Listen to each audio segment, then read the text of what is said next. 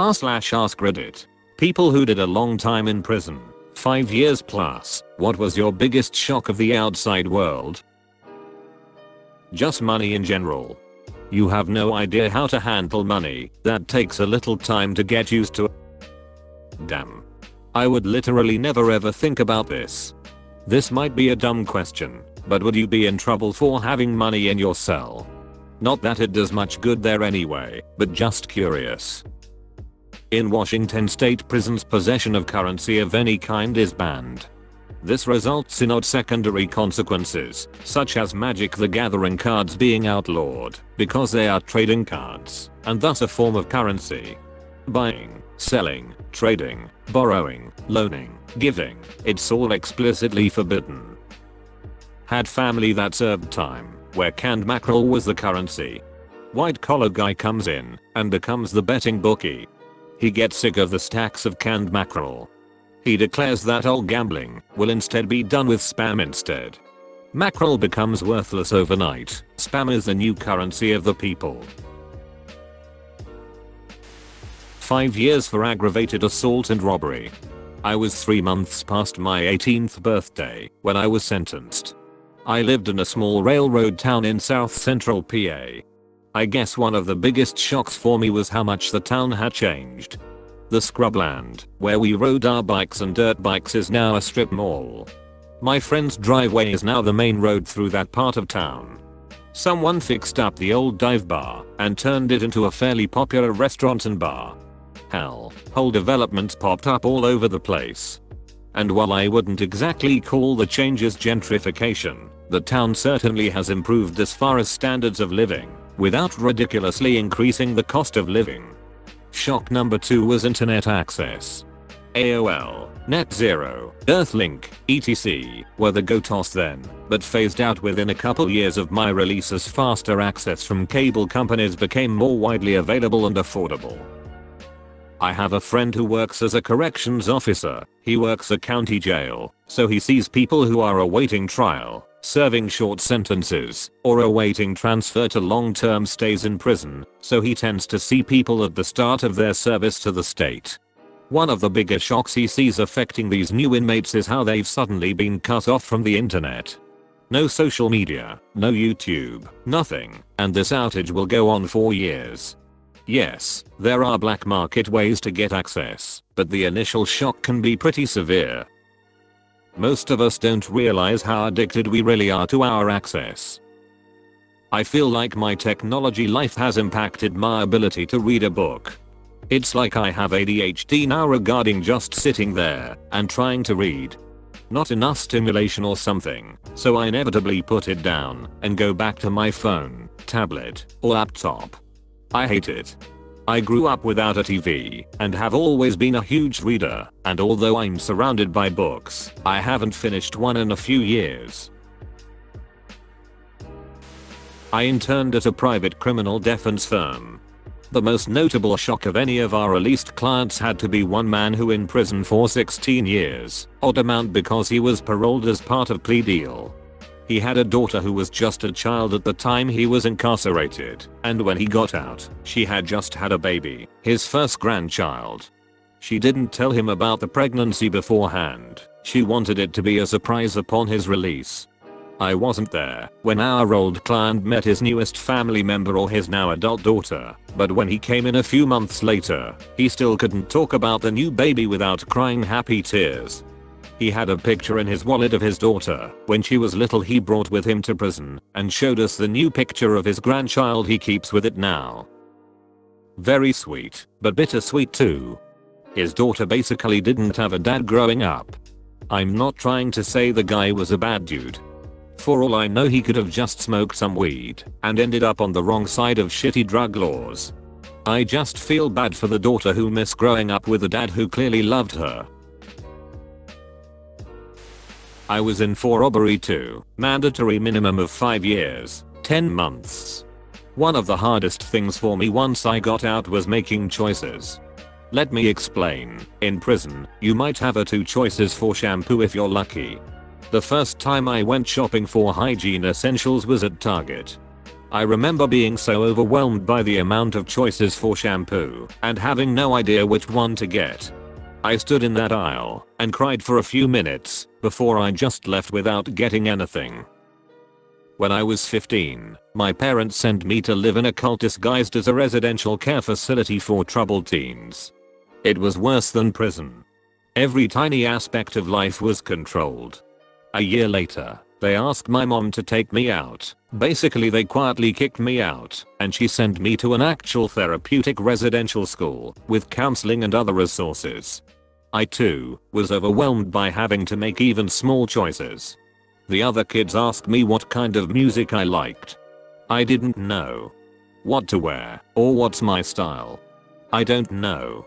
Choose a side dish to have at dinner. Can't. It was surreal. I felt crazy. My counselor at the time said it's a symptom of PTSD.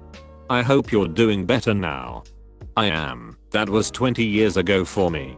I hardly ever talk about it now. No reason to bring it up. My older bro was in 4-4 and he had the same struggle as you. Any choice he had to make for himself had him overwhelmed, and understandably so. When asked what boxers he wanted, he just stood there in the aisle staring at them until one of us perked up to help him, and it amazed me in all honesty. You forget about the details of things. Like the way carpet feels on the bottoms of your feet. What it feels like to shower completely alone and without flip-flops on. In prison you have a certain number of smells that you're exposed to every day. Think of them as the first page in a book. But when you get out you have the rest of the book available. It's a lot to take in all at once. With social media and everything, there's the acknowledgement of the passage of time. When I got locked up I left a lot of friends and family behind and did 3 years on my own. No visitors, no calls, no mail. When I got out it was a trip to get on Facebook and Instagram and see how everyone I was ever close to had moved on with their lives, having kids, getting married, getting fat, losing weight, starting and quitting jobs, falling out with each other, some even passing away. People think about a prisoner doing time, but don't understand that the time does them. You are frozen in it. While you're stuck in a constant loop of the same day every day, the rest of the world moves on without you. When you get home, you feel left behind. It's an anxious panic to catch up after that. Saddest thing I have read today. I hope things get better for you. Super accurate though. My father was incarcerated from 2003 to 2016 and the biggest shock for him was technology and how much McDonald's has raised prices. LMAO. Man, I'm kinda at the duck McDonald's point. I have lived on that shit for most of my life and I will always have a soft spot for a 1 AM McDouble, but it's pricey enough at this point that much better tasting options are available for the same cost. A meal at McDonald's costs almost as much as a meal at Five Guys. Lunch at McDonald's costs like $11 to $14 here. Burger King is like $8. And the drive-through lines are always insane. I'll eat garbage, don't worry about it. I won't pay $14 to eat garbage, and I certainly am not going to pay $14 and sit in my car for 30 minutes for garbage. Just got out. Weirdest thing was seeing all these damn scooters laying everywhere. That's weird to all of us. Man, they just sort of turned up everywhere. Like in the space of a week I'd seen maybe 3 electric scooters that year, and then they were littering the streets. And now they are mostly gone. It's weird. My old boss spent 7 years behind bars. He said the morning he got out, his grandmother picked him up, and they went to Target. He said his eyes were hurting because he hadn't seen the color red in years. Different colors generally can invoke certain emotions in people. Red is one of the colors that can cause people to feel angry. I wouldn't have thought about not putting red in a prison, but it makes sense. Speaking about my uncle, he was fascinated with online shopping. He had been in prison for about 30 years and he didn't believe that you can just order stuff from the internet and it would be delivered. So we ordered dinner from Seamless, my treat, and he practically power walked to the door when the bell rang. He swung the door open and enthusiastically greeted the delivery boy. Poor delivery boy, my uncle is this huge tattooed dude with a giant burn scar across his face, lol. What did he do to get 30 years, if you don't mind me asking? Murder. Second-degree murder to be exact. It was way before I was born, so I'm fuzzy on the details, but from what my family says, he ran with a horrible crowd back then.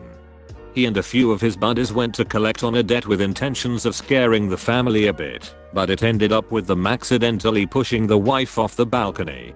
She died on impact. They ran, got caught, and was sent to prison. Surely that's third. Like they didn't intend to kill her. None of us have seen the evidence, but if a group is going to collect on some debt and accidentally pushes someone off a balcony, it doesn't take much to make the accidentally seem non-accidental. I did 6 years. My biggest shock was finding out you can't do much of anything without a smartphone. Companies don't even do paper applications anymore. They don't have TV in there that lets you keep culturally abreast to some extent. Oh, of course. We got basic cable, and I was aware of the new technology, but I had no idea everyone was that dependent on it. For my cousin, it was the Game Boy Advance. This was a while ago, 2006 or so. My cousin, who'd been in prison for about 10 to 15 years, was finally getting out, so me and a bunch of the family went to pick him up, then go get breakfast at some diner. I was just a little kid at the time, so I was playing with my Game Boy Advance while we were at the restaurant. I'll never forget how much the game I was playing blew my cousin's mind. He saw it and immediately said, "Holy shit, what is that? Look at those graphics. Oh my god, that's insane." To me, it was just some Star Wars game, but to my cousin, it was the future. It's actually through video games that me and him bonded a lot. I would tell him about or show him new stuff in the gaming industry and he would tell me stories about the games he would play growing up. Game Boy wasn't really even the pinnacle of graphics at that time too. Haha, I know. I remember telling him, this isn't even that great. Just wait until you see the other games I have at home. And he basically told me that he didn't see how games could look better. I occasionally work with people who've just gotten out of jail or prison, and if it's a longer stay, a weird thing I've noticed is how often they are enamored of things like Spotify. Like once a guy had just gotten out after 10 years and the first thing he wanted to do was get Spotify set up. He tried to connect through Facebook, but couldn't remember his password. Although people getting out of jail are doing so much work to catch up. It's really distressing how little societal support there is if you don't have family to take you in. My father was a counselor in a state prison for 12 plus years. He told me the inmates would often talk about wanting to feel their body submerged in water. Taking a bath, swim, etc. There are only showers, so that feeling up being weightless, floating, submerged was something these men would fantasize about. This is so sad and something I've never considered about incarceration.